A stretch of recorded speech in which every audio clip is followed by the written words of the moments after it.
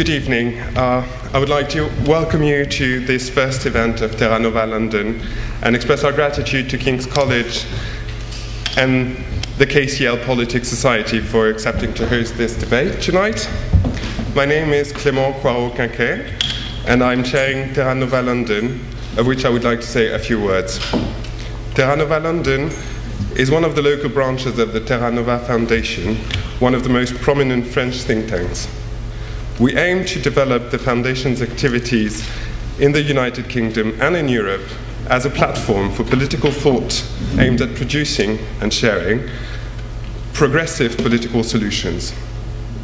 Obviously, being in the United Kingdom, we feel that the Franco-British relationship is essential to our respective countries and to Europe. Prime Minister Clement Attlee, a man I very much admire, was quoted to say at the end of his political career, "Democracy means government by discussion, but it is only effective if you can stop people talking." I beg to differ. It's a very accurate remark. While in France, the presidential election approaches its highly anticipated conclusion, in the UK, the public debate seems only to stir a distant interest. The campaign for the London mayoralty and the local elections have taken some of the spotlights. However, figures released last week show that Britain has slipped back into recession. Austerity hurts, and the budgetary debate affects both our countries. To the despair of many analysts, growth remains far away while inequalities and social tensions grow. The interest shown by the British press towards the French presidential campaign has been far greater than is often the case for matters of European domestic policy. Beyond the half-amused, half-irritated fascination of the British public for all things French, the reasons for such interest are pragmatic. What will happen to Europe after the 6th of May and in the next 5 years? It is difficult to understand, from a French perspective, the importance of the euro and its future for the British economy. The result of the French presidential and legislative elections will have a considerable impact on European negotiations over the next 5 years. François Hollande worries some on the right, not because of his regulatory ambitions, nor even because of his opposition to austerity without a corresponding growth policy, which in itself is aligned to current opinion among many policymakers and the business press, but because of his calls to reconnect with the public spending agenda. In this tense and uncertain climate, 2 days before the mayoral election in London, and with less than a week before the second round of the French presidential election, Terra Nova has chosen to organize this debate precisely to discuss these issues. Here, at King's College, where François Hollande was invited to make a speech last February to an audience of students and British policymakers. Here with us to discuss the upcoming impact of the French elections in Europe is our panel that I'm very honored to present. Lord Roger Liddell, Labour Whip and frontbench spokesperson on Europe and foreign affairs in the House of Lords, Ms. Emma Reynolds, Labour MP for Wolverhampton North East and Shadow Minister for Europe, Mr. David Gurr, journalist and former European business editor of The Guardian, and Ms. Axel Lemaire, a member of François Hollande's presidential campaign team and the socialist candidate for Northern Europe in the French 2012 parliamentary elections. Some among you may wonder what influence a French think tank such as Terra Nova hopes to have. Well, what's at stake in Europe outweighs by its importance and magnitude the reluctance of its people to unite. The political debate is taking on a new international dimension. The influence of German politics over the French presidential debate, in the form of Angela Merkel's support for Nicolas Sarkozy, the heated debate sparked in the French press by The Economist's analysis of the campaign, popular outbreaks in Greece, Spain, and Italy, the autocratic positionings of the Orban government in Hungary, as well as the upcoming elections in the Netherlands, These are all issues that have become European issues, influencing European countries and creating narratives across Europe. Faced with an audience keener than ever to take European democracy into their own hands, political parties have been slow to respond with common statements and credible manifestos at European level. With this first debate, and thanks to our distinguished speakers tonight, Terra Nova hopes to be at the forefront of a progressive, democratic Europe in search of recognition and a new unity. Well, thank you very much. Could I just say how glad I am to be here, and how great it is that Terra Nova is doing an event in London. I spend a lot of my time, when I'm not in the House of Lords, as chair of Policy Network, which is, probably many of you know, is a sort of networking organisation on the centre-left, primarily in Europe. And we've always enjoyed a close friendship with our French colleagues. The director of Terra Nova, Olivier Ferrand, is one of the people I first met when I worked for Tony Blair as his Europe advisor, and we used to go to Matignon for meetings with the Jospin people, and the ambassador always used to say to me, well, there is this young man there called Ferrand, and all the senior officials defer to him because obviously they think he's politically very important. And that was more than 10 years ago. So we welcome. I very much welcome this meeting with Terra Nova in London, and I'm very excited by the prospect of a change of government in France. And just let me briefly say why. First of all, because I've had the privilege of meeting François Hollande. I think he's a very decent man with decent values, and by contrast with Nicolas Sarkozy, who I've always met, I think that the thing about Hollande is that he tries to appeal to people's best instincts, and Sarkozy tries to appeal to people's worst. And that in itself, for me, is a reason why I would be a strong supporter and voter for him if I was a French citizen. But also, I think it is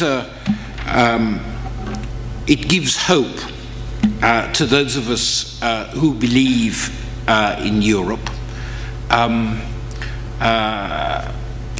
Us British pro-Europeans have had a hard time in the recent period. I go around saying I think I'm a member of an endangered species, and that endangered species is the British pro-European. But I think that one of the reasons for that is that Europe doesn't seem as though it knows, or the European Union and the Eurozone doesn't seem as though it has a clear way out of the crisis that it presently faces, and that all that's on offer is austerity, which apparently appears to be making the situation worse. Now, I don't think there are any quick or easy quick fixes, as it were, which are alternatives to austerity in many of the countries that are worst affected by the crisis. But I do think that we have to find, as Europeans, a way of offering people hope for the future, hope that things can get better. And I think that what Hollande, the message that Hollande is giving out, that we have to combine growth with austerity, that we have to find a path for growth, is, I think, very, very important one. I know from my experience as a Europe advisor in number 10 that it's very, very difficult in practice to be a pro-European. Many of the things that need to be done to resolve the crisis are extremely difficult for any national politician, like, you know, surrendering control over fiscal policy, at least to a degree, like Europeanizing financial regulation, which is clearly necessary within the Eurozone if the banks are going to be sorted out, like organizing fiscal transfers, which are going to be necessary if the Eurozone is going to survive. So these things are extremely difficult tests of leadership. But I think that with François Hollande, we have a better chance of a pro-European outcome than we do with anyone else. And the third point I'd just like to make is, as a social democrat, European social democracy has been through a very, very tough time, as you all know, and we've been losing elections all over the place. This will be a big change for European social democracy if Hollande wins, as we hope he will. And the question is it a change simply because the French people are voting against an unpopular incumbent? Or can we take advantage of this political opportunity to set a new path for European social democracy? Well, I very much hope we can. I very much hope that François Hollande will, that he won't just be president of France, but he'll also be a positive leader for a renewed left in Europe. And that's why I'm very glad to be here tonight. Merci. Merci Clément. Bonsoir à tous et à toutes. I'm not going to speak French, by the way. Good evening. It's a great pleasure to be here. Like Roger, I'm a big fan of Terra Nova and Olivier Ferrand, and it's wonderful to have Terra Nova here in London. Terra Nova did me the favour of converting me to the French primary socialist model. I went on a visit to Paris in October for the first round of the primaries, and I was extremely impressed by what I saw. Thousands of volunteers up and down the country polling, manning polling stations so that people could go and vote, and a self-financed primary at that, with people contributing to voting. There was a real enthusiasm that people demonstrated, and I think the turnout exceeded expectations quite some degree.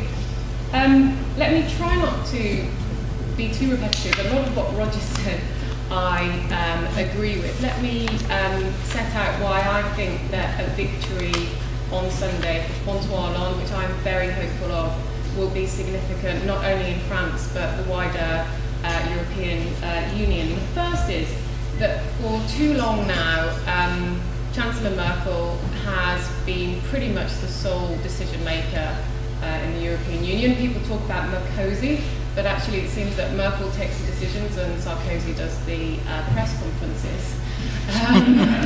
I think that a victory by François Hollande would change that enormously. I don't think François Hollande wants to be the hyperactive president running around doing the press conferences. He wants to have a say in the decisions. And in a way, we've already seen the potential for disagreement over the weekend.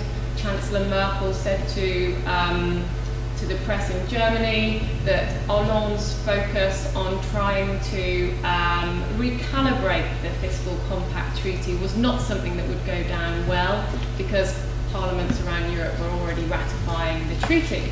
However, Hollande struck back and said, well, actually, it's not just the French socialists who want to recalibrate the fiscal compact treaty. There is also sympathy for this in Rome, in Madrid, and elsewhere in the European Union.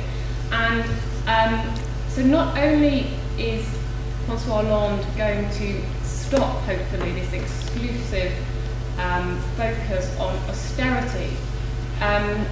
He's also going to change the whole narrative about Europe, and that would be a good thing in our country as well, because there is a tide of Euroscepticism, which, as Roger has already implied, is only getting worse, not better, with what's happening in the Eurozone.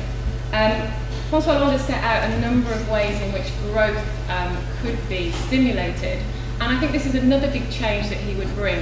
He would put the emphasis on demand side and investment rather than supply side policies. Up until now, the European Commission and the leaders of the EU have very much put the emphasis on supply side labour reforms, for example, as a means of driving growth to complement what they see as fiscal consolidation. So they think fiscal consolidation and structural reforms is going to deliver growth. That's not happening, and the argument is beginning to turn on them.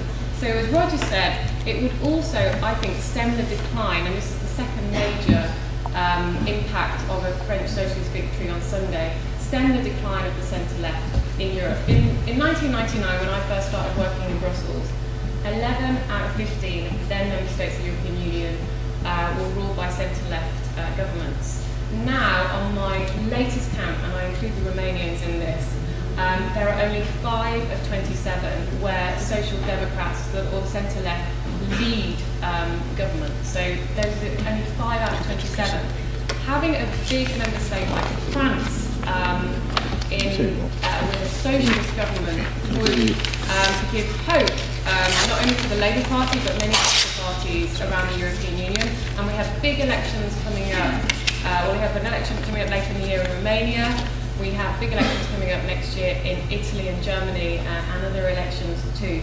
So I hope that an Hollande victory on Sunday would change the dynamic of that of the left in Europe. I also think that the reason the right has been successful in the wake of the global financial crisis is that they persuaded people that they were the only ones that could deliver tough economic measures to get us through the crisis. But they're tough economic measures that, even in the UK, they persuaded people that take place. That argument is already been turned on its head because people are seeing that austerity alone is not delivering. And it's not only the centre-left who's saying that. Standard & Poor's, the rating agency, said recently that an emphasis on austerity, fiscal austerity alone, is self-defeating. And I think that the argument is starting to turn, and people are starting to think, actually, the right say that they're tough, and that's what we need. We need tough measures in these hard times, but actually they're not working. Because we've got rising unemployment, we've got growth stagnating, countries going back into recession like in the UK, but we're by no means in a minority. So the argument about austerity versus growth is certainly turning. Now let me say something slightly negative. I think the other reason, and this is my final point, and I'm going to try not to end on the negative, but I think this needs to be said. The other final reason I'd say that the French elections are significant is unfortunately because of the historic score that Marine Le Pen secured in the first round. Now, I think this reflects not just in France, but beyond France, a deeper, wider anti-politics, anti-establishment mood of people across the continent. And this is incredibly worrying. It's worrying for anybody in mainstream politics. It's worrying for the European Union as well, because arguably the measures that need to be taken are going to be more integrationist. As Roger said, they might need some kind of Eurobonds. But the European Union, European leaders need to think carefully about their legitimacy. I don't want to see Geert-Wilders in the Netherlands part of their government again, and they're going to have elections in September. But he might do well, or the Socialist Party in the Netherlands, to take an example, which is anti-establishment, anti-European, is polling really quite well, better than our sister party, the Labour Party. So there is a rise in the populist right and left in the EU, and it's something that I think is uncomfortable for the mainstream and is uncomfortable for the centre-left, but it is something that we need to deal with. And one of the things that I think that Sarkozy has done in France is, by trying to sidle up to the right and steal the French, the voters on the right in France, he's legitimised that kind of narrative. And in 2007 and in this election campaign, he's campaigned as a protectionist, anti-immigrant, populist, but when he governs, he's pretty much governed in a sort of traditional centre-right way. So he hasn't delivered on this kind of rhetoric, and that is throwing people into the arms of Marine Le Pen, and that's what we saw in the first round. So I think it's deeply worrying, not only in France, but deeply worrying across the EU, that is the sort of anti-politics, anti-establishment mood that is developing. Let me try and end on a positive. If François Hollande, and I've had the pleasure of meeting him a number of times, wins on Sunday, it will be a historic victory for the Parti Socialiste, who haven't won a presidential election for 25 years. It will also be a historic defeat for the centre-right. President Sarkozy will be the second only president of the Fifth Republic to lose the presidential election, because the Republic, as most of you know more than me, I'm sure, understand, favours incumbency. So it would be a historic victory for the left in many ways, and I also think it would lead to a more efficient and more effective resolution to the Eurozone crisis with an emphasis on growth, and I think it would lead to a better European Union, and in that way, most selfishly, better for the British economy, but also better for the British debate around Europe, and hopefully stem the rise of Euroscepticism in our country. I look forward to being there on Sunday. I'm going to Paris on Sunday, and I look forward to a victory of François Hollande and all that comes with it. Thank you very much. I'll now leave the floor to David. Right, voila. Thank you very much. Also for me, great pleasure to be back here, actually. 45 years ago, I did an MA in French here, and wrote a dissertation about a quite not that well-known French communist novelist called, and friend of Sartre, called Paul Nizon. In the run-up to May 1968, I was then going to go on and do, I actually had a place at the Sorbonne to go and do a PhD, but I didn't, because I thought it was kind of much more interesting what was actually going on the streets, and politics was really exciting, and so on, and hopefully politics is about to get more exciting in Europe too in the next few months and years. Now, I'm obviously a journalist, so I'm slightly more cautious perhaps than either Emma or Roger, who after all have a, you know, they got a few axes to grind, I don't. Anyway, but I think, you know, the election of Monsieur Hollande as an ex-French president on Sunday, virtually everybody expects it. After today's events, I'm sure, you know, more than likely, since Monsieur Sarkozy seems to have one campaign slogan left, which is, there are too many immigrants in France, and that's it. But it's seen as heralding a fresh start in European politics, and as Emma says, he'll be the first socialist victor in a generation since François Mitterrand in 1988. And by itself, this will undoubtedly signal a revival in the fortunes of the centre-left after years of rampant neoliberalism, which has been the dominant political economic ideology even after the worst financial crisis for 80 years. And many of us have had to report on it ad nauseum over the last few years. So once installed inside the Elysée, Hollande can help tilt the battle between the, I owe this to Gideon Rachman, the austerity ayatollahs and the proponents of growth inside the Eurozone decisively in favour of the pro-growth camp. And now it's no secret that, quite apart from whoever wins Sunday's general election in Greece, and we shouldn't forget that, with the dangers that Emma's been talking about of a split to, you know, either to the far left or to the far right, conservative leaders in Italy and Spain will be very happy to see Monsieur Hollande win. Europe and the 24.5 million, so we should never forget this, and the 24.5 million who are out of work officially, so there's a hell of a lot more actually, in the EU 27 are fed up with a diet of spending cuts that end up in a self-defeating deflationary spiral and prompt more cuts, more debt, and above all, more pain.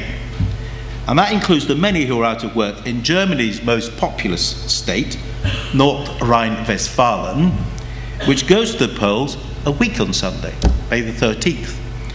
You shouldn't forget this, with the prospects of the outgoing minority red-green government being replaced by a majority one. And this too would send a strong signal to Berlin, Brussels and Frankfurt that Europeans are in the mood for political change, and that even Angela Merkel's prospects of a third term in the Bundeskanzleramt are receding, though she has admittedly got until September of next year, when the general election takes place. For those of us in the UK who are both centre-left and pro-European, like Roger, I tend to agree, it's been a fairly kind of endangered species at many times over the last, over the sort of 60, 70 years of my existence. This is great news. However, now, at the risk of dampening the party mood before the celebrations have even started, and I will be sitting watching, probably, unfortunately, in Britain, France 24, you know, when it gives the, at 8 o'clock, well, 7 o'clock our time, actually, you know, when it says, Hollande président, voilà, c'est fini. There have to be several words of caution. A Hollande victory does not spell the end of the debate inside the EU, let alone guarantee that the forces of darkness, I use my words with great care, of austerity and pain will be defeated. The most obvious caveat, and one shared privately by many socialists, French socialist analysts, and probably us too, is that Hollande will face a baptism of fire at the hands of the markets, and Berlin, moreover, that will make Mitterrand's 1981 reception, and it lasted quite a long time, seem like a stroll in the Parc Royal or the Tuileries on a sunny Sunday afternoon. You don't need to side with Marine Le Pen, as she did today, in treating both candidates as lackeys, employés of the ECB, IMF, as she did on the Place de l'Opéra aujourd'hui, to caution against the power of both institutions and the bond markets. There is also the danger, as we head for perhaps an early EU summit on June the 1st, 4 weeks ahead of schedule, there's one due on the 28th, 29th of June, that Berlin will respond to Hollande's victory by actively promoting a schism. That Merkel and Schäuble will do everything in their power to, as The Economist put it, in its lamentable front cover story editorial, tame, was the word it used, the French leader, as if the will of the French people counts for absolutely nothing. Merkel, and it's interesting enough, the FT is pursuing several Gideon and people like that. I wonder what's wrong with the Pearson press. Do they not like the sort of French left or something? Or France? Anyway, Merkel pointedly refused to hand out even a polite hand of friendship to Monsieur Hollande, even though she decided in the end not to join Sarkozy's campaign. Well, she knew he was going to lose, clearly, so somebody at long last told her, you know, Frau Bundeskanzlerin, wird nicht gewinnen. The auguries are therefore not that good for a fresh underpinning of the French-German axis. And it's not as if there's any alternative to this. Even Mario Monti, who's restored Italy's image and perhaps some of its influence, does not count necessarily as a would-be Hollande partner. And a kilometre away from here, those arrogant posh boys who don't know the price of milk can safely be ruled out as allies, unfortunately. Britain's self-imposed isolation on the margins of Europe means there can be no overture in favour of a pro-growth agenda or the offer of being an ally either from this side of the tunnel or the other. And unfortunately, Emma and Roger, I think that probably would be true under Labour as well. If the SPD were in power in Berlin, ce serait une toute autre histoire. And I think you should read some very interesting comments from Steinmeier, Steinbrück, Sigmar Gabriel. Very interesting interview they gave, for example, manifesto they put out in the Frankfurter Allgemeine Sonntagszeitung about a month ago, in which they call for a Europeanization of economic policy. So there are some who, of course, have dismissed Hollande's pro-growth programme as, again Gideon, in today's FT, vacuous slogans. And unfortunately, I have to say, there's some truth in some of this criticism that so far his ideas and those of the European centre-left as a whole lack both content and coherence. Hollande supports fiscal discipline, but like Ed Balls, at a slower pace. He's talked of project bonds, so does Barroso, investing in infrastructure projects like the grand old trans-European networks of yesteryear, and education and training. Interestingly enough, on the day we've discovered actually employers are reducing their investment in Europe in the investment in education and training and skills. There'll be a big new role and budget for the European Investment Bank. This is all very good, but hardly enough to reverse the economic decline of France, let alone the EU, and certainly not the short-term stimulus that people are crying out for. Reversing the rise in the retirement age as well, as far as I'm concerned, pretty assez stupide. But the overarching problem is that while we Europeans ne voulons pas mourir dans les décombres du néolibéralisme, as Le Monde's most widely trended blog put it today, we have yet to discover a convincing social democrat narrative, as Neil Lawson and others have pointed out. Concretely, what would we do differently, c'est à toi, Axel, de le dire, to get the Eurozone and Europe as a whole out of its misery and restore hope? Hollande's victory on Sunday looks assured, and we'll all be absolutely fantastically delighted if it's going to happen. But he may have only a few weeks, and I for one will be cracking up in a bottle of champagne if he does win, but he may have only a few weeks at most to start coming up with some answers to that question and finding allies who with him are prepared to put their money where their mouth is and deliver without disappointment.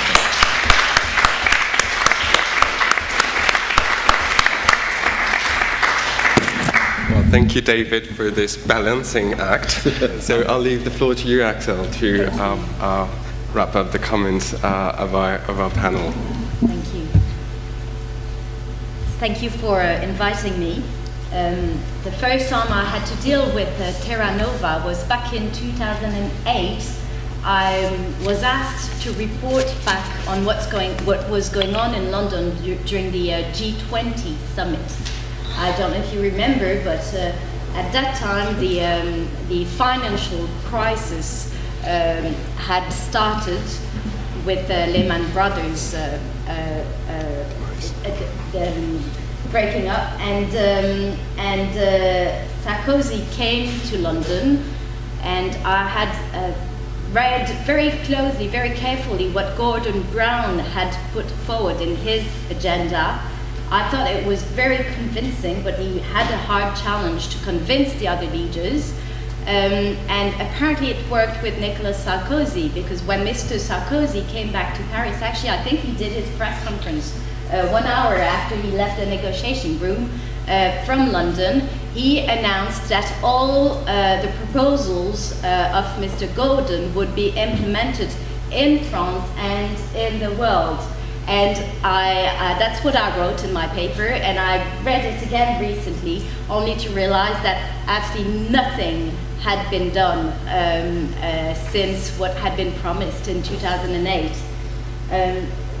And I think there is still a great need to work and debate, including with a think tank such as Terra Nova, about the kind of issues that were discussed at that G20 summit. To start with, I'd like to, because we're all talking about Hollande's victory, and I may be not the best one to do that, but I think it would be responsible just to lower down our expectations. I think the victory is not granted, and we have to be a bit careful about what we say. Although, according to the polls, Hollande is really leading and has good chances to win. The total of the left, and that's what we have to look at in the second round, is at 44%. And the total of the right is at 29%. But that is excluding the center, led by Mr. Bayrou, and the extreme right, led by Mr. Le Pen. Bayrou did 9% in the first round, and Le Pen did 17.8%. This means that the left as a whole, so including Mr. Mélenchon and Mrs. Joly mainly, is stronger than it was in 1981 when Mr. Mitterrand won the election. And it's particularly stronger given that in 1981, in the first round, Mr. Mitterrand scored at 26%, and he had a reserve of votes of about 15%, whereas Mr. Hollande is well ahead compared with that, and his reserves of votes is at 14%. So yes, the left is in a very good position to win. This is all the more true given Mr. Sarkozy's electoral strategy, which looks to me and to many commentators as a mystery, I must say. I don't know if he's convinced about his ideological values, but I think that electorally speaking, what he's doing is a big mistake if he really wants to win that election. He had a choice between trying to form a sort of Lib Dem conservative coalition, with what happened here in the United Kingdom, or to form a coalition, a conservative, purely conservative coalition with the extreme right. And it really looks that he's opted for the second choice. So he has no much reserves of votes apart from the votes coming from the extreme right, given that 50% of the extreme Le Pen voters say that they're likely to support Mr. Sarkozy, but that also 30% of them said that they would vote for Mr. Hollande. So the actual uncertainties probably come from the 20% of the voters who tell the pollers that they're still undecided. So that's just for you to have a global overview of the results in that first round. Another comment is about the turnout. The turnout was very good.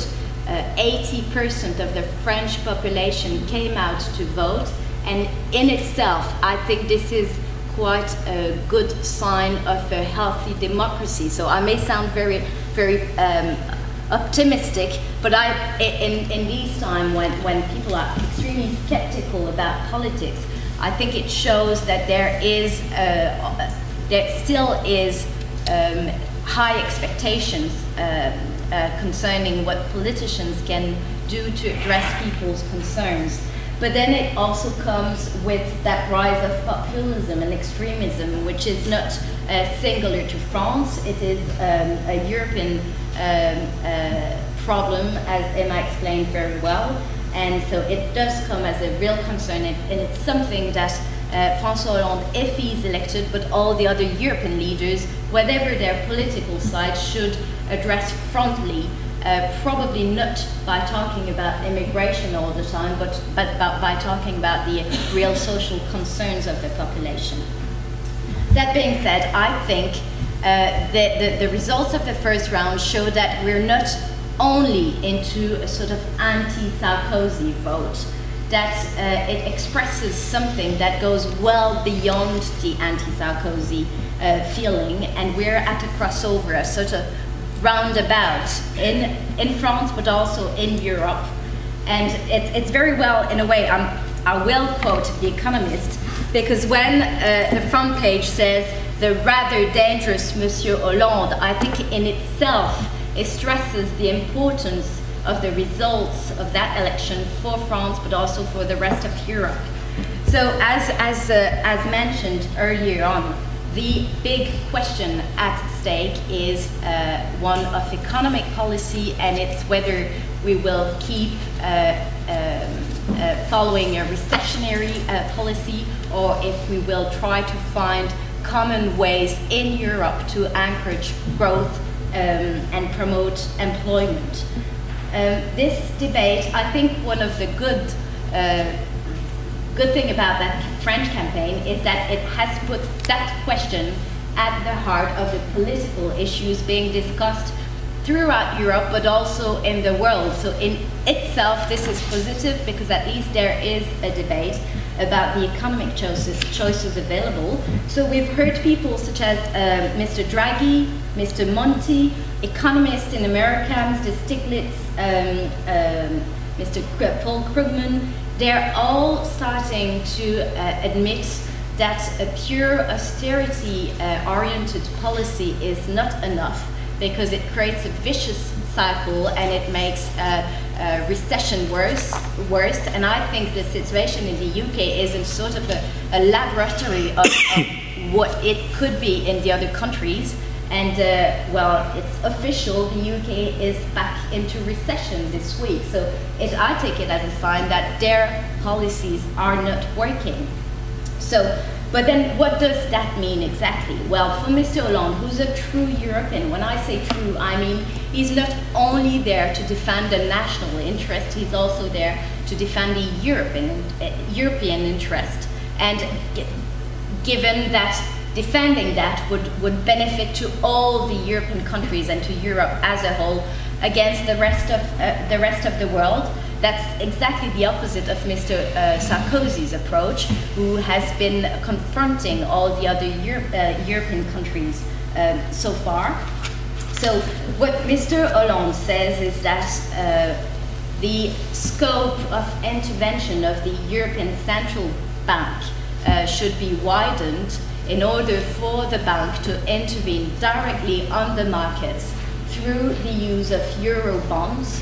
That would permit the central bank to lend to countries directly, which means that in case of financial difficulties, it will be all the European countries who would be responsible and be able to intervene as a whole. So it would also create a solidarity mechanism instead of leaving countries on their own, having to deal with their situation on an individual basis. He's also suggesting, and I know that is something that the UK would probably not want to support, to expand the budget of the European Fund. Why? In order to anchorage some European projects. So the idea is to have European strategy in the industrial sector, for example, in some identified sectors such as the defense industry, and so countries would be encouraged to work together instead of working in competition. When you look at the defense industry today, most companies are competitive, French companies against UK companies. They all talk about Europe, about European industry, but in fact they buy American. So it's what Mr. Hollande is saying is that we need a European strategy in industries. But it's not only about that debate between growth and austerity.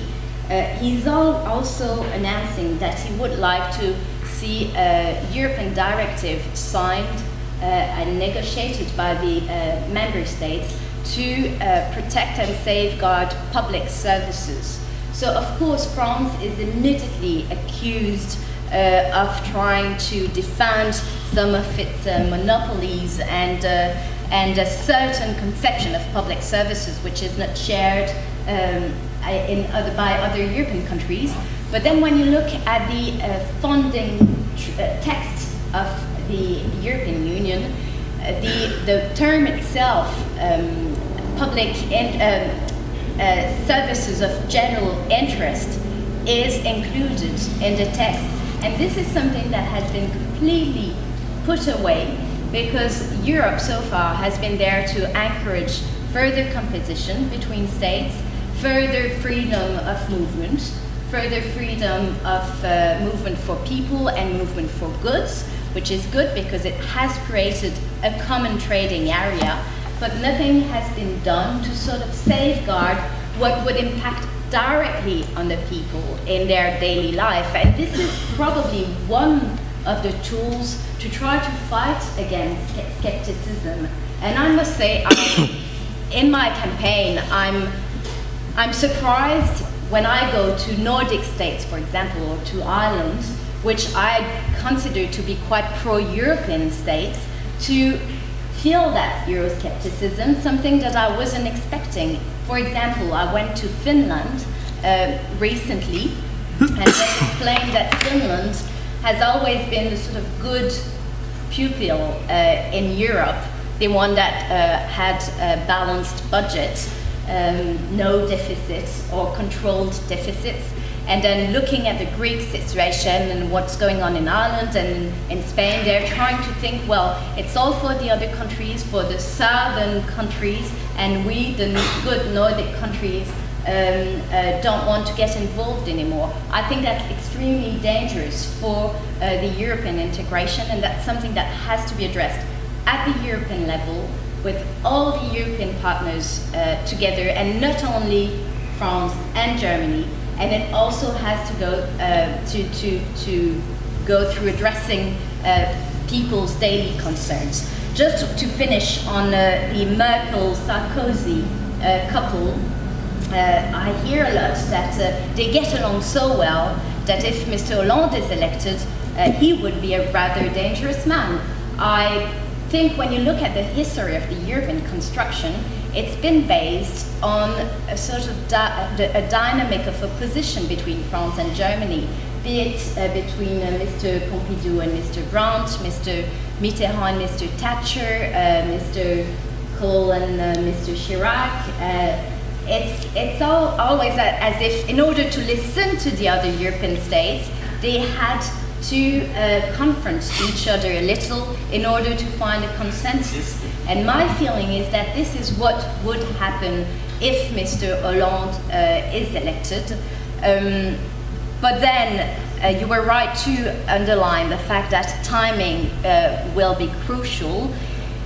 I already read in the papers that if Mr. Hollande is elected on Sunday, on Monday morning the financial markets will crash. The Spanish debt will, go down. The interest rates will go up. It will be a catastrophe. Then it will start with Spain, and then it will. This will spread all across the other markets. That doesn't give much voice to the 36 million French people who will turn to vote on Sunday, and it really raises that very serious question about the speed of politics against the speed of markets. And I think that what Mr. Hollande has to do is convince the markets that he would be the man who would implement a long-term economic policy that would actually bring stability to France. And it's only with stability and with attracting foreign investments that this would be a guarantee for the markets, and a guarantee that the French debt wouldn't increase too much. And just as a reminder, the only time in the last 25 years that the French public debt has been more or less controlled was under Mr. Jospin's government. So during the 5 years of a socialist government, and the public debt has been doubled in 10 years since the right is in power, and the the deficit has stopped respecting the Maastricht criteria, going over 3% of the GDP in 2003.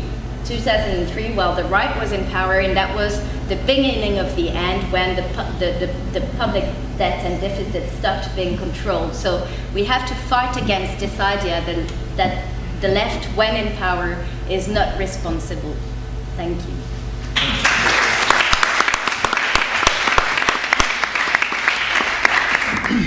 Thank you, all of you. I think it's interesting to balance views from the Labour, which I would never dare to compare to French Parti Socialiste, obviously, but to draw a bit of substance from the view of the left party here, as well as a maybe more cynical or realistic, view of the European landscape, and including the upcoming elections, which carry a lot of stakes. I think it's interesting to remind that within the European leaders, the current European leaders, the next president is actually going to be one of the few elected directly by such a massive turnout of people. And I think that whatever the financial response to that, the markets respond to that, there is a legitimacy there that few other European leaders can boast at present. And I do hope that whoever is elected, even though my hope is that François Hollande would be elected, uses this legitimacy to put France on the track to stability, indeed, and to have a more appeased debate with the European leaders. So we're almost about to wrap up. I will ask you if you have questions for our panelists. Lord Little, you were saying that you feel that the pro-European campaign is in serious danger in the UK at the moment. How real do you think that danger is, and what kind of a threat does that pose to both UK politics and wider EU politics? Well, I just think that we are, under the coalition government, we are totally absent from the debate. I think that the refusal of David Cameron to engage in the debate at the December summit, when he allegedly vetoed the treaty, which wasn't a veto at all, but basically the refusal to engage in the debate about what kind of policies Europe should be following is very bad for us in terms of Britain. And all it does, is that if the government basically sees the problems of the Eurozone as an excuse for their own economic policy failures, which is what we're seeing, is that all that's doing is stirring up anti-European resentments in Britain, and we're not engaging in a proper debate about how we get out of the austerity problem that we have, where I think the ideas that the French have are ones that a sensible British government would support. So I'm very depressed about that. I'm very, very depressed about the coalition's European policy.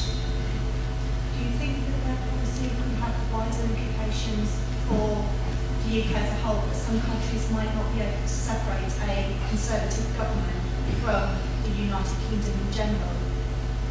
Well, I think there's always a risk of that, but I think that Labour, I think what I hope is that the election of Hollande, and this is really, Emma and people in the Commons have really got to make up their minds about this, but I think that what we should be doing as the Labour Party is working with our social democratic colleagues on the continent, now that we have, or we are likely to have, a friendly government in Paris, and the prospect of at least some political shift in Germany, with the Social Democrats at least joining the government next year, even if they're not in the lead in it.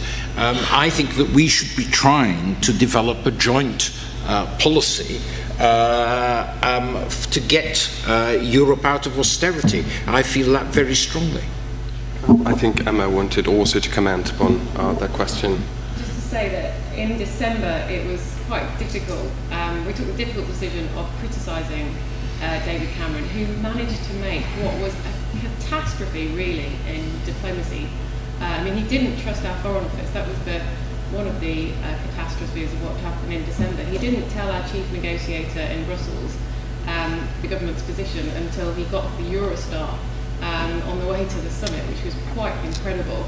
And then at 2 o'clock in the morning, he produces this long list of demands, one of which is essentially to reverse what Margaret Thatcher negotiated in 1986 with the Single European Act by asking for unanimity when it comes to financial services, knowing full well that if we have unanimity on financial services and veto on financial services, other member states will want vetoes on other areas of the single market, and therefore you don't have a single market. But that aside, Labour, I think, has been pretty brave on this, because the public mood is getting more anti-European, because people turn on their television sets and they see Greek people burning their own buildings in Athens, they see people on the streets in Portugal demonstrating on public striking against their government's austerity measures. This is all bad for the European debate. And what I was trying to say in my speech was, if François Hollande and a better economic policy of the Eurozone, which David Cameron has kind of pulled us out of, as Roger said, just blaming the Eurozone, our recession, which I think is self-inflicted by this government, but sort of blaming the Eurozone. Apparently when the global financial crisis was happening, it was all the Labour government's fault, but now that they've created another recession, it's all the Eurozone's fault. It's tremendously depressing, as Roger said, what happened in December. I feel that Britain now, and I feel this when I go around European capitals, is viewed as the sort of awkward second cousin twice removed, rather than a member of the family. And I think that's rubbing off on all of us, actually, not just the Conservatives. Hello, yes. Excuse me, got a croaky voice. I've been following this election quite closely as a partner of a French citizen and member of the Socialist Party. I haven't had much choice. But I'm coming at this from a slightly different angle, which is I'm a volunteer with an organisation called the Equality Trust in the UK, who campaign on the issue of the gap between rich and poor.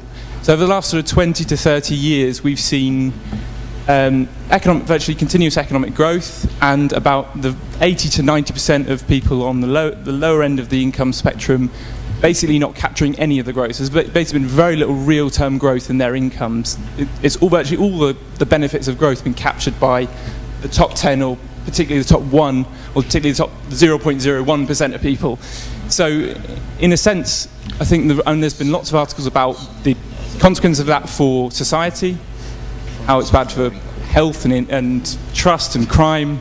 There's also lots of evidence to show that it's actually not good for the economy, because we're living in the developed countries, we're living in demand-driven economies. Typically, you need a big middle class with decent incomes and decent amounts of money to spend, and actually the people at the top end end up saving all that money rather than spending it, so it's not good for stimulus, which is why the Conservative Party is so wrong about cutting the top level of tax. Anyway, I'm getting into a rant now, but the thing that really interests me about this, about Hollande, was his 75% tax on the highest earners. And I was just wondering whether you thought that was going to bring out some interesting lessons for the rest of Europe, because in other countries there's lots of scaremongering about what happens when you tax the rich. I think that question was it's addressed to you, Axel, so I'll leave it to you to answer. Even though, I think the latest figures released in terms of real purchasing power growth was, over the last decade, was in a range of 0.02% in France.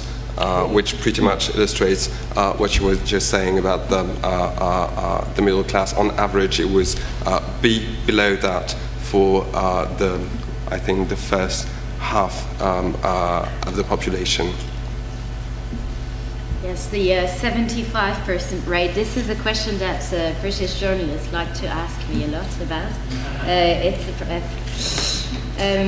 I think they tend to forget that for 60 years the top tax rate in America has been at 80%, and this was something that was socially completely accepted.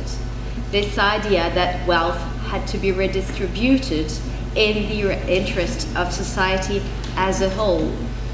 Now, I agree with your observation about the rise in inequalities. I don't know if you've seen the Sunday Times Rich List last weekend, which confirms that the wealthiest people in the UK are wealthier than ever. And at the same time, the poorer people are getting poorer and poorer. So this idea that if we help the rich, this will benefit to all, proved wrong. So once we know that, what do we do? Well, the 75 tax fee rate is symbolic. It wouldn't bring much to the state. And in itself, this is probably why some people think it is a sort of populist measure and an announcement only to please the far left for electoral reasons.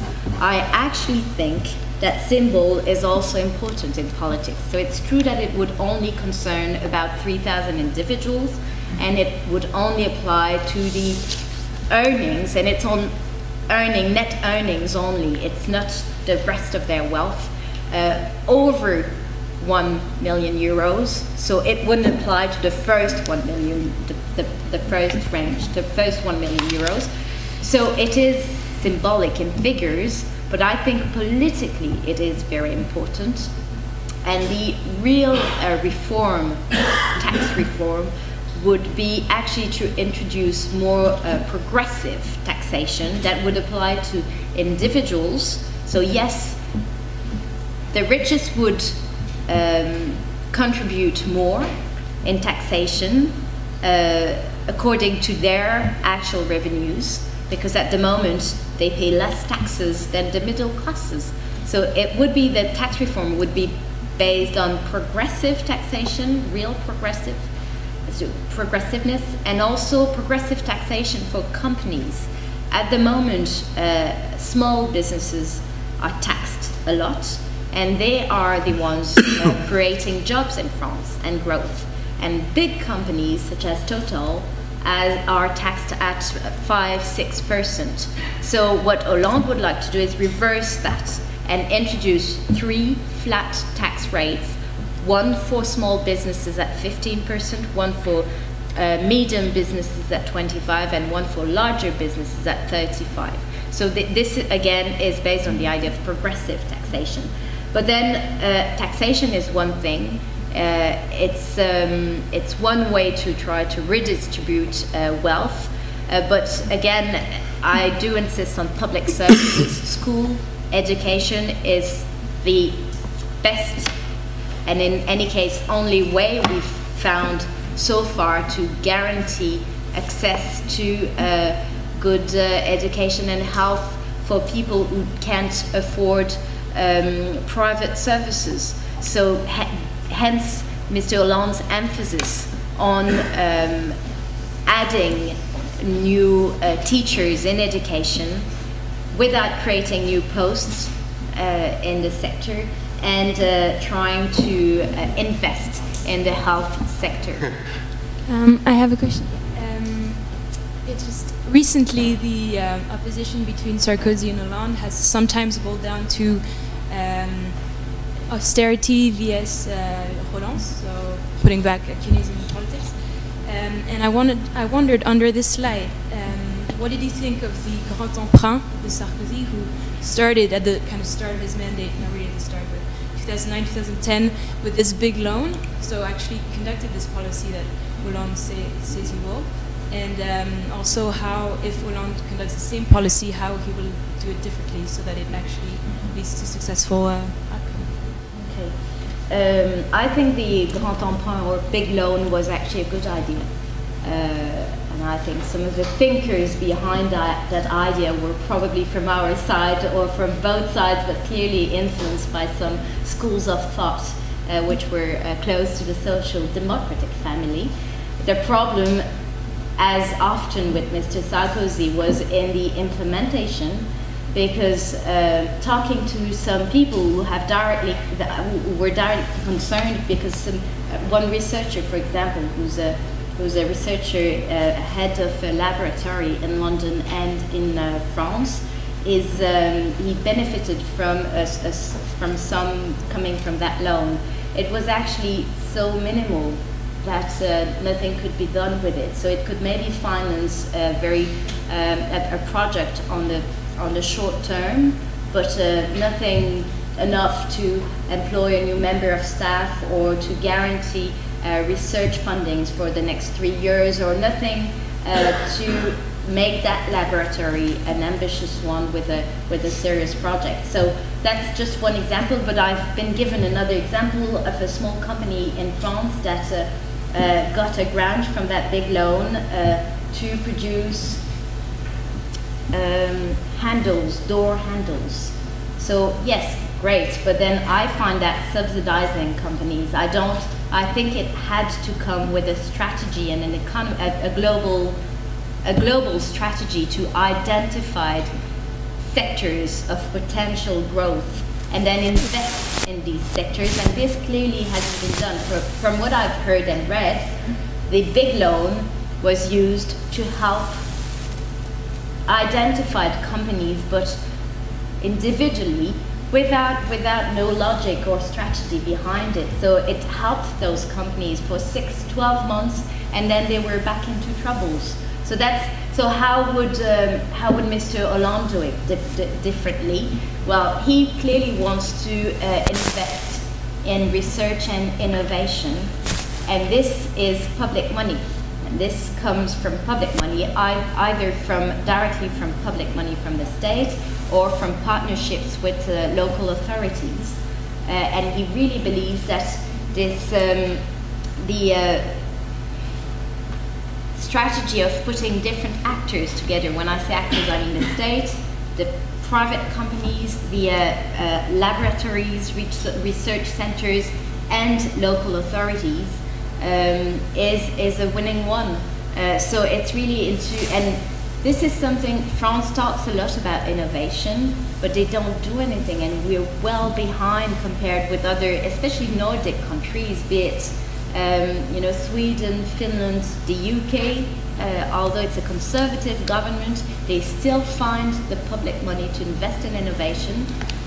Same with Ireland, and France is quite left behind. And the idea is that competitiveness is crucial. So I think the left has something to say about the supply side of the economy, but it's not only by decreasing the cost of labor, because we can't compete with Eastern Europeans or the Chinese on the cost of labor. Where we can compete at is about the quality of products, and that's again, if we don't find specific sectors where we can be competitive and where the state has to support some companies in the short term to make sure that it develops a whole sector of the economy, I think that's the way forward, and that's how I've understood it. It would also be based on the creation of a public bank, in the sense that it would be a bank lending to specific projects, again, in this kind of spirit. Don't know if I'm maybe not specific enough, but that's what I've understood. I'd just say, probably Clément probably knows more about this as a former banker, former investment banker, as he told me before. I mean, it seems to be one of the key issues that Hollande faces, and indeed Europe as a whole faces, is what is it going to do about the banking sector? It's quite clearly the banking sector has got it needs to be cleaned up and cleaned out. There are far too many banks. They need to be recapitalised big time, and they also the policies need to be set in place so that the banks start lending credit to small and other businesses, because at the moment they ain't, or they're not doing it enough. Everywhere I go here, and you go to anywhere, you go to any meeting of the city, or whatever it happens to be, this is what they talk about. Yeah. And I think that it's a pan-European experience. It's not just a French experience or a British experience. And so it seems to me that Hollande should be able to work with other people in order to, first of all, to, as I say, promote the kind of wholesale kind of recapitalisation of Europe's banks, but at the same time also the kind of policies which are going to encourage them to start lending to small and medium-sized enterprises, which will themselves actually promote growth and jobs, and that could get us going again. Well, I certainly agree that addressing what's broken in the financial sector is going to be a major challenge for François Hollande if he is elected. It has proven to be a major challenge for incumbent Nicolas Sarkozy too. One of my concerns is that typically one of the major issues that banks are facing, there's a discussion going on splitting activities of retail and investment bank. it was the solution that was brought forward after the 29 crisis with the Glass-Steagall Act, which was repealed in the US and some say was at the origin of the financial crisis. I think there's a wide consensus, well, there's more and more of a consensus to get back to this separation so that investment bank is funded on its own and retail has enough weighted assets or weighted capital to fund retail and commercial businesses. Right on. However, the only theme that I don't see in this campaign from either the left or the right, although I did see some Reuters news yesterday on it, is the shadow banking issue. And the fact is that it's not going to be sufficient to address what's currently broken in the traditional financial sector.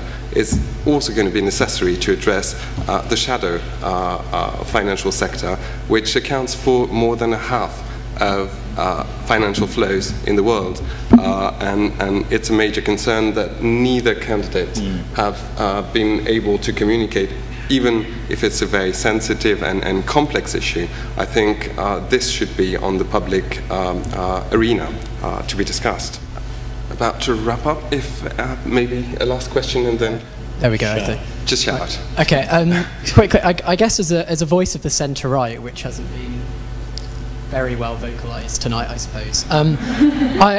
I do feel we've been grossly misrepresented. I mean, in the first instance, there's a lot of talk about cuts versus growth. Now, I don't think anyone in the centre-right in this country, or possibly in Europe, would deny that you need to grow your economy in order to move out of a recession. And I think there's far too much focus, especially on coming from the left in this country, actually, where there's a lot of political puff where they're trying to portray themselves as the party of growth, I think, as in the Conservative Party in this country has no idea that the economy does have to grow. You then ask Labour how they would grow the economy.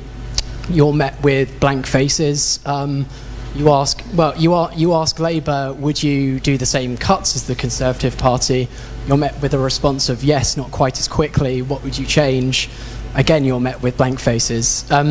But that's just me putting that forward, as there's been a very centre-left voice, I think, tonight. But I suppose my question, above and beyond that, and I think it is inevitable that Hollande is going to win the election, what would his approach be with the southern European states then? Because obviously there has been heavy austerity in countries such as Greece, and we're seeing an economic situation in Spain that's only going to deteriorate, in my opinion.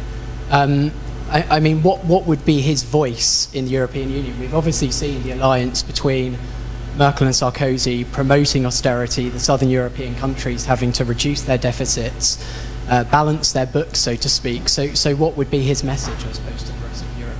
Well, the reason that we think that the Conservatives have no idea of growth is that when we left government in 2010, unemployment was coming down and the economy was growing. And 2 years later, we're back in recession, and unemployment is it's all-time high. Youth unemployment is all-time high. We do actually have some ideas for growth. We talked about repeating the banker's tax and then funding that money into creating jobs for young people. We're desperately worried about the scarring effects of unemployment on young people. I don't think it's a binary choice between growth and cuts. I think you need a plan to reduce the deficit, but at the same time you need a plan for jobs and growth. And this government has shown the dangers of only having a plan to reducing the deficit, because now they're having to borrow £158 billion more than they thought they would, because more people are out of work and they're not paying their taxes. So they demonstrate quite aptly the perils of focusing on austerity alone. You asked a good question about Southern Europe and what Macron's approach be to that. I agree with you. I'm very worried about Spain. If Greece were to fall out of the euro, it could have a contagion effect. It could be awful. Could it be contained? You know, if it happens, then I hope it could be contained. But you couldn't contain Spain falling out of the euro. I mean, it would just be disastrous for the whole euro project. It would probably be the end of it. I think the Spanish government, although I'm not particularly sympathetic to them because I prefer the socialists to be in power, I think the Spanish government are actually not making a bad fist of it. They've said to the Commission, we can't reduce the deficit this fast. We just simply can't do it. There's regional problems as well as a national problem in terms of regional deficits. I think they're doing a pretty good job actually, and they've kind of changed the narrative. I think in the EU, being a centre-right government, I think they've actually been pretty strong in standing up to the Commission, saying, look, we simply cannot deliver this, so we're not going to promise to deliver it. They've got quite a good mandate from the Spanish people. Our sister party did disastrously. So I hope that they can sort things out in Spain, and if they don't, I think that we're all in for a very, very long recession and the end of the euro.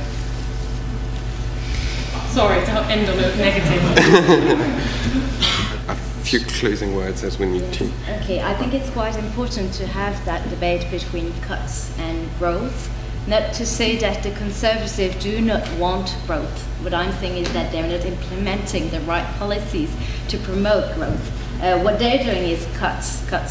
By doing that, they're creating more unemployment that kills demand.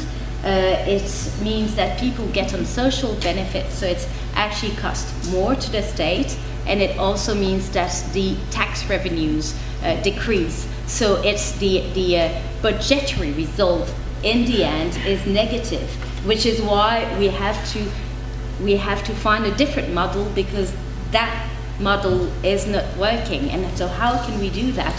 We have to ensure that people don't lose their job and can consume again.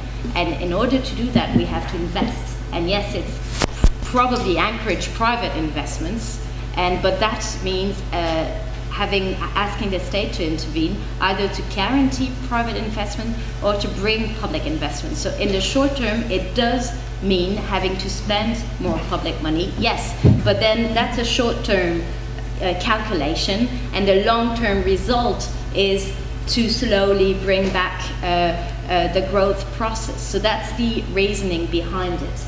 As to the Greek and Spanish situation, I totally agree that it's an extremely difficult one, a very serious one, and I also agree that I think the Eurozone is, I wasn't saying that 6 months ago, I now think that the Eurozone is in danger, and it's up to the European leaders, all of them, Hollande including if he's elected, to sit down and find a global solution, and not only say, well, we'll put more money in.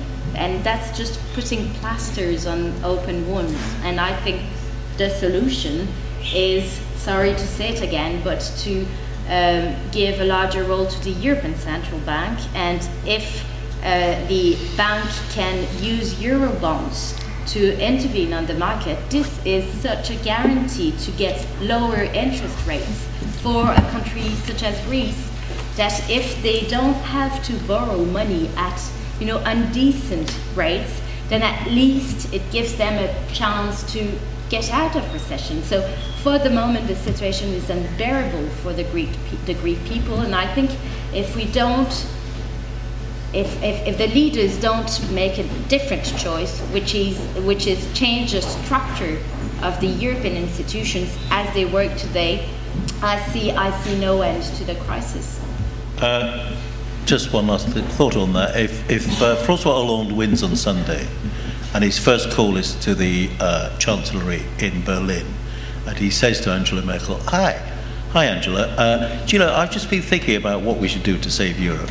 I think we should change the constitution and role and function of the European Central Bank. You can imagine what the response will be. Well, it's called in German, über unsere Leiche, over our dead body. Well, I do certainly hope that we'll see that the result of that call. It wouldn't be a call, because he actually announced that the first thing he would do if he gets elected is to fly to Berlin. Right. Or take a train, I don't know. I think one of the things he should do, which Sarkozy hasn't done, is work with the Italians and the Spanish and try and, the traditional French approach has always been, we've got to show we're leaders of Europe, therefore it's got to be Franco-German. But in fact that means accepting a German veto over what the French want to do.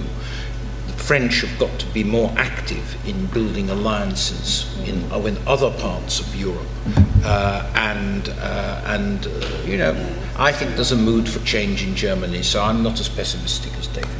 No, and I think we Brits also have to start joining in. Yeah, right. We have to take part. Indeed. We have to get off our derriere and start playing a role too. Indeed. I'd like to take this last remark to thank you all for speaking tonight, and thank you all for attending this first event of Terra Nova London. We do hope to see you again very soon, most probably between the two rounds of the legislative elections in France. So until then, thanks a lot and have a good night. Thank you.